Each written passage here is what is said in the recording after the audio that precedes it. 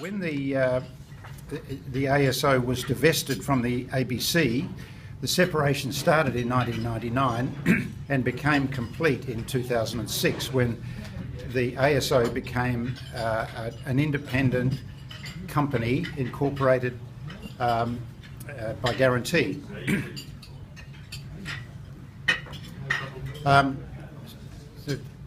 Heckling over there. But the point that I want to make is that Vince is actually the first CEO of the orchestra since that time to be appointed to the board as a full director. The board only early this year changed the constitution to enable that to happen, and Vince is not only the CEO of the orchestra but in fact managing director and sits on the board as a member of the board. And that, I think, is a testament to the standing in which he's held by the board and by the ASO community generally. Would you please welcome Vince Ciccarello.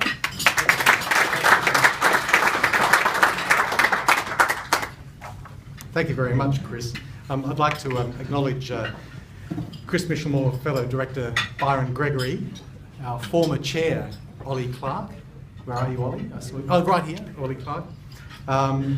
Former general manager of the ASO, Michael Elwood, and fabulous sponsor, Ian Renton. And I also see Tony Pilkington sitting over there. The last time I saw Tony, I was playing the piano at perhaps the strangest gig I've ever done in my life, which was at the annual convention of the annual national convention of Australian sausage makers. At a hotel in Hindley Street, and that was a very bizarre evening, I've got to say. But anyway, so look, in some ways, given there are so many people who are affiliated or associated with the ASO in the room, I'm preaching to the converted. But the truth is that while we consider ourselves an iconic South Australian institution, the ASO needs to continue to convert people. And I don't mean that in any kind of evangelical sense. Far from it. In fact, I'm very keen to dispel any notion that you should come to an ASO concert or learn to enjoy classical music simply because it's good for you. Instead, I want to acknowledge that the ASO cannot afford to be complacent in any way. We, like many orchestras around the world, are experiencing declining subscription rates, and we have an ageing demographic. And there's also ever-increasing competition in the arts, culture, and recreation and leisure sectors. Nor are we immune from the general economic conditions, and I'm sure many of you in this room feel those as well. So it would be fair to say that ours is not a growth industry, and yet the ASO needs to grow. We need to grow our audiences and we need to grow our revenue in order to ensure that there is an ASO well into the future. We've been doing, and we continue to do, what all businesses do to ensure their ongoing viability. We have diversified our products, aiming at new audiences. We aim to deliver those products and services at a competitive rate. We invest in marketing and branding to tell people about the ASO, and we keep a close eye on costs. All of which, it has to be said, is not proving enough. Things are tough, and as I said, we need to continue to convert people to the ASO. It's become apparent from our market research that too many people still don't know much about the ASO. And so I'm on a mission to tell as many people as I can about who we are and what we do. And that's what I hope to do today. Now, Ian has already stolen my thunder in a few parts, but I have to reiterate them. The ASO was founded as a 17-piece radio ensemble in 1936, which means we're coming up to our 80th anniversary in 2016. Of course, much has changed since then. We were part of the ABC from the very outset, and we were finally divested from the public broadcaster in 1999, when we became a not-for-profit independent company limited by guarantee in October 2006. In this, we are different from State Theatre Company of South Australia and State Opera of South Australia, which are both currently statutory authorities. Like them, however, we are one of 28 major performing arts companies around Australia, and we receive funding from both the federal and state governments. That funding accounts for about 65% of our total annual revenue of $13.2 million. The balance comes from box office, corporate sponsorship and donations. And we're also a band for hire, so if you have any weddings or anything like that, please give me a call. We are based at the Granger Studio in Hindley Street in what was West Cinema. And that is where we rehearse mostly, and we give some concerts. Our primary performance spaces, however, are the Adelaide Town Hall and the Festival Theatre. We are the largest performing arts company in the state, and we currently employ not 17 but 75 full-time musicians and 18 FTE administrative staff. We also employ dozens of other musicians and staff on a casual or short-term basis. Next year, our superannuation bill will hit $1 million for the first time. So it gives you some idea of the magnitude of the business, and it's a statistic that not many people normally regularly associate with orchestras. But we have very high fixed costs. Now the musicians work in 2.5-hour blocks known as calls, and they can work up to 10 calls per week, but with a maximum of 32 calls over any 4-week cycle. And while we live in an age of flat management structures, the orchestra remains very hierarchical. The most senior position among the players is the concertmaster, followed by the associate concertmaster, the section principals, associate principals, and then the tutti, or rank and file players. So as you might imagine, the higher up the ladder you go, the greater the musical and non-musical responsibilities.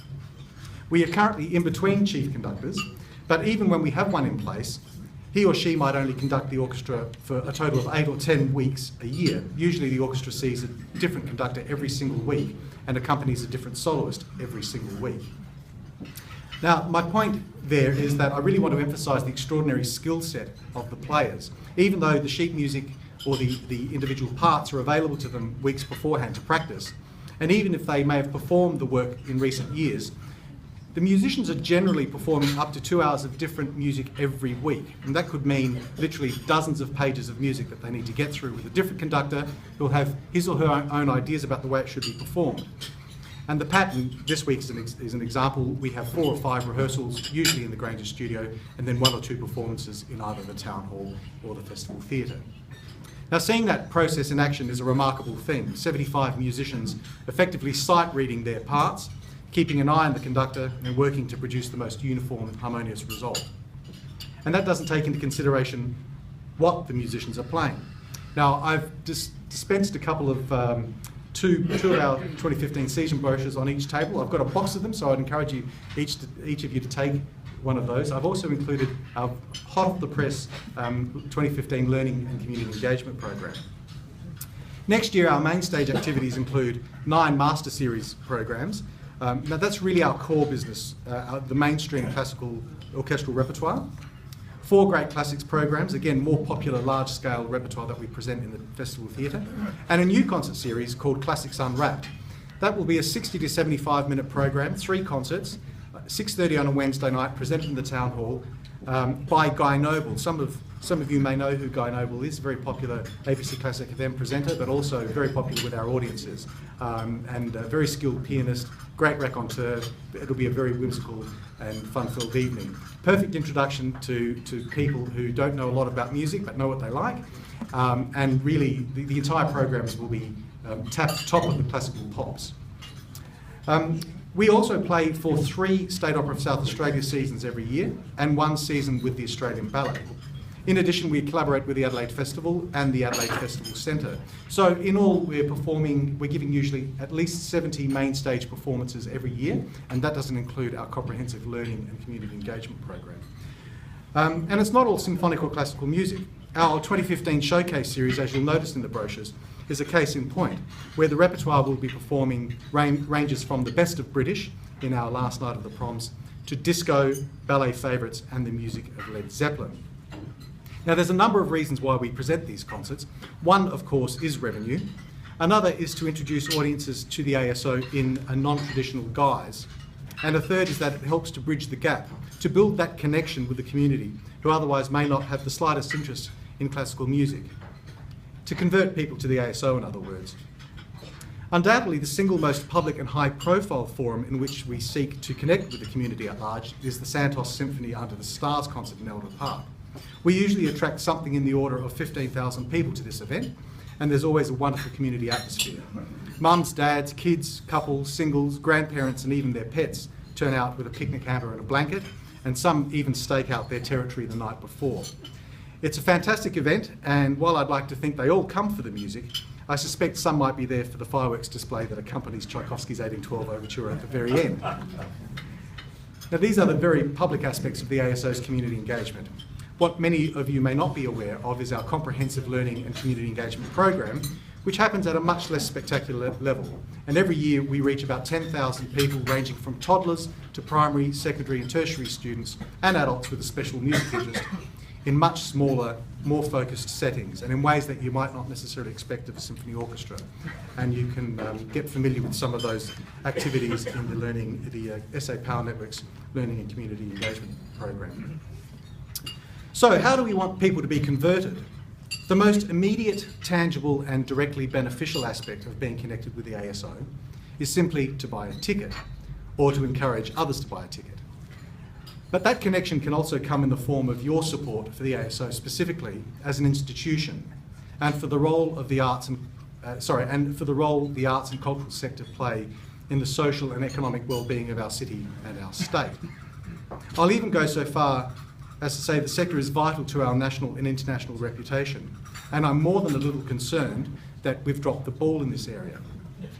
For more than 50 years, South Australia has prided itself in being the festival state. The Adelaide Festival of Arts has been at the centre of that reputation. And the Adelaide Festival Centre, the first multi-purpose arts centre in Australia, also had an important role in our national and international reputation as a prized arts and culture destination. It's difficult to argue, in my opinion, that Adelaide and South Australia stand heads and shoulders above any other Australian capital city or state any longer. They've all caught up. Even Hobart, which many will argue has been transformed, completely transformed, by the presence of the Museum of Old and New Art. Every capital city now has the equivalent of an Adelaide Festival. Each city, with possibly the exception of Perth, has invested in the infrastructure to ensure that arts and culture are suitably accommodated in each city's ambitions for its citizens. The Adelaide Festival Centre is in urgent need of an overhaul. The place is literally falling apart and it's leaking. And now there is a debate over the future governance of the Adelaide Festival. The ASO, for its part, an almost 80-year-old institution, still does not have its own home or a purpose-built concert hall, and the implications for our sustainability are very serious. It's a shame that we're not at the Adelaide Oval today, because it is a prime example, for me, of the transformative potential of political will and an investment in infrastructure to capture the imagination of the public and the social, economic and reputational benefits to flow from them. The decision to proceed with that redevelopment has vastly improved, if not guaranteed, the viability of two state football institutions. And we both know what they are. It's also been a game changer nationally as far as South Australia's reputation goes. And above all, people are buying tickets. It demonstrates that the institutions and the infrastructure are vital elements of a much bigger ecology. And so I come back to where I left off and the need to convert people to the ASO. Please help spread the word about the good and varied work of the Adelaide Symphony Orchestra. I'd encourage you to come along to our concerts and to bring others with you. But I'd also implore you to take up the importance of the arts and cultural sector in South Australia and to be an advocate for them. The city and the state have much to gain from it. Thank you very much.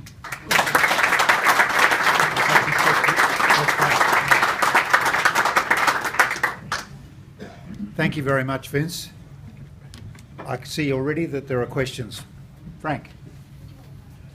Thank you, Vince, for that great speech. This week, or last week probably, we had in our home, we had brochures from the ASO, from the Opera SA, from the State Theatre Company, from the Festival Centre, from Adelaide Chamber Singers, and so on, looking for our commitment to their programmes next year. My question is, people have finite finances and finite time. When do arts organisations cooperate and when do they compete? And is there a council that actually integrates your approach to the strategic future for both investment from philanthropists and from the state government, as well as your subscribers? Very good questions, Frank. Excellent questions, in fact. And if I weren't here today, I would be at the Adelaide Town Hall, where all day today and tomorrow the Arts Industry Council are holding a two-day forum discussing a 40-year vision for the arts in South Australia. So I think much of what you've raised is being discussed at that forum. However, we are collaborating, just to protect some of our own patch. the ASO is collaborating next year with State Opera of South Australia, as we do every year. We provide the orchestral services, of course, for the opera company. We are also presenting a very special performance of Mendelssohn's A Midsummer Night's Dream, the incidental music to Shakespeare's play, with State Theatre Company in the Town Hall. So that will be a semi-staged performance. And so we are genuinely collaborating on that, even though the ASO is taking a risk. The State Theatre Company is certainly making an in-kind contribution to the cost of putting that on. The CEOs of all of those organisations that you've named meet quarterly, and we discuss areas of collaboration. The truth is, there is surprisingly little overlap, or not as much overlap as you might imagine, between each of our companies, because people tend to have specific interests. Usually it's symphonic music, or it might be chamber music, or it might be vocal music, or it might be the theatre. So there is actually quite a lot of opportunity for us to explore the potential of each other's audiences, and that's something that we talk about regularly.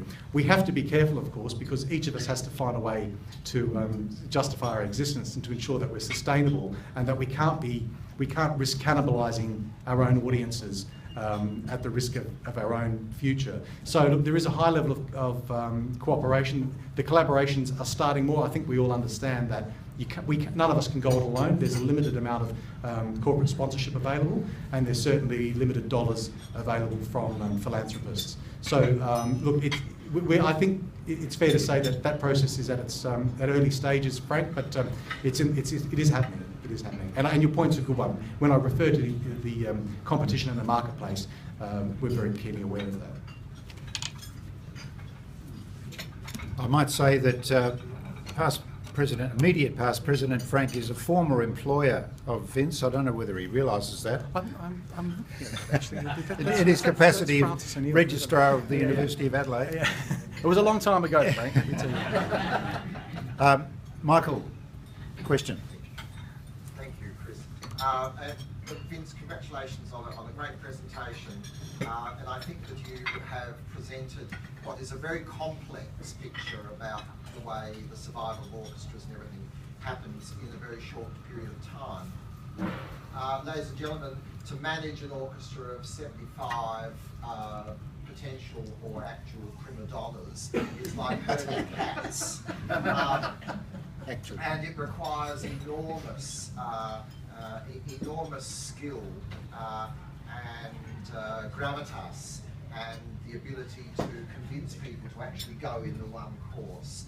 And I just have to compliment Vince, because he's done an extraordinary job in the relatively short period of time that he's been the CEO. And I think, and I know that I speak for a lot of people, that there is more confidence in the ASO and their chief executive than there has been for probably the last 10 or even 15 years. And it's entirely due, well, very much due to Vince's great skills in this area, and I'm sure that he is a passionate advocate for the work that the orchestra does. So, congratulations. Thank you very much, Bob. Thank you. That's very kind of you.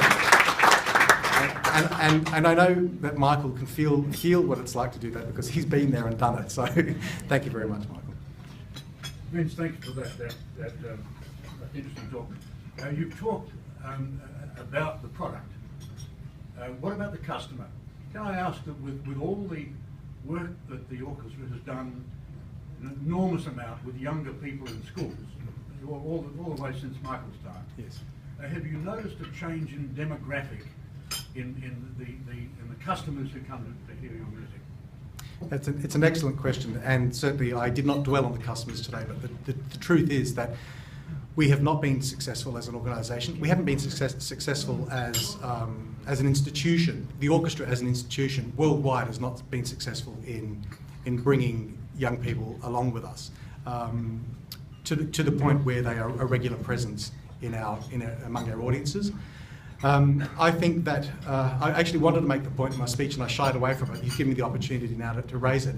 I was in Queensland a couple of weeks ago, and I was the orchestra manager there many years ago, and it just struck me how the level of infrastructure has all been hooked up in Brisbane along the South Bank there. So now Those of you who are familiar with it would know that the Queensland Performing Arts Centre houses a concert hall and a state theatre and a lyric theatre and two other venues. The ABC has just moved into there. The QSO's got new premises there. The opera company's there. The conservatorium's there. Basically, we're very proud of our cultural boulevard. Queensland has this incredibly focused and intensive cultural sector on the South Bank. What they've also done very successfully over the past 25 years is invested very heavily in music education, and that is from an education department level, to the point where 6 of the principals of our orchestra, 6 in something like 18, are from Queensland, or graduates from Queensland. And so we're beginning to see that. In fact, as we audition 3 or 4 times a year for various positions, more and more players are turning up from Queensland. Certainly the QSO is experiencing much better take-up rates from younger people, so their demographic is decidedly younger than ours. I think that we now, time is against us. We've got a really concerted program in rectifying that, but we need the collaboration of all the stakeholders. And I've convened 2 music education roundtable forums this year, trying to bring everybody into the room, because there hasn't been that level of coordination in years gone by. So it's a very good question, and one that's very troubling for us, because because we're up against it, frankly. Jeff. I have to say that I'm on the board of the entertainment centre, so it amazes me. We had the Rolling Stones recently, we've got Foo Fighters coming, we've got all these groups coming, and what stuns me is the price that people will pay to attend some of these events. And when I look at your price structure, I just wonder how price sensitive attendance is, because possibly your prices as a symphony orchestra are way below what people are paying. And when one looks at the market, and looks at the people our age, you'd be surprised how many people who I see at our concerts, etc., the pop groups from the 70s and the 60s, etc., who are making their resurgence. How price sensitive are you in terms of looking at it relative to what else is being paid in the market? That's a very good point. We've done a number of so is it Jeffrey, is it? Yeah. Jeff, we've done a number of surveys this year and focus groups to try to establish what that is. By and large, the information that we're getting from people who come to us or who know something about the orchestra is that our prices are actually very fair and reasonable. Even when we ask people without any reference to numbers to come up to pluck a figure about what would be a reasonable amount to pay, they pretty much line up with the prices that we charge.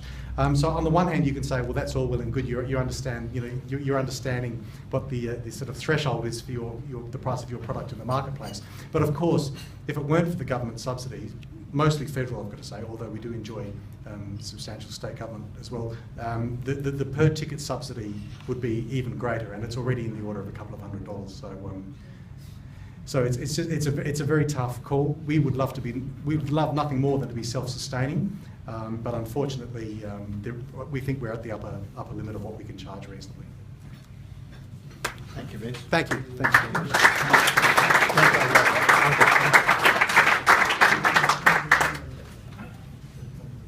Vince, thank you very much for your address today. I think you can tell how much interest you generated. As a token of our esteem, we used to give a fabulously expensive rotary pen to our guest speakers, but now you've got an even more fabulous presentation. Oh, wonderful. Which is a Rotary publication on humanity in motion. Thank you very much. I appreciate it. Thanks very much. Thank you.